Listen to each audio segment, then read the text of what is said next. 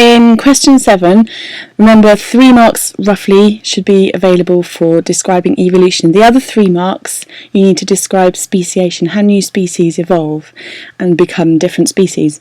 So the population may get split into 2 areas. For example, they may be separated by a mountain range, or some may have migrated to a new island like the Galapagos.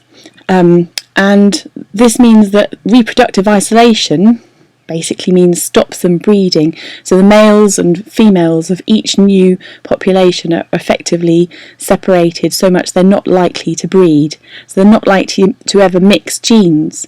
Because of that, if one valley, for example, or one island had a different climate or different environment, it may mean that the offspring of one population may become better adapted for some particular regional variations, so temperature, or there might be different food available, and therefore over time the environment will start to change the population.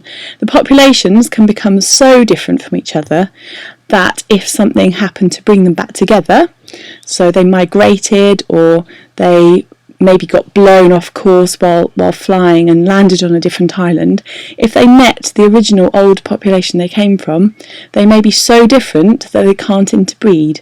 The mating rituals might have changed, so the males might be displaying but the female's not interested because she's evolved, her own population has evolved a different mating courtship ritual.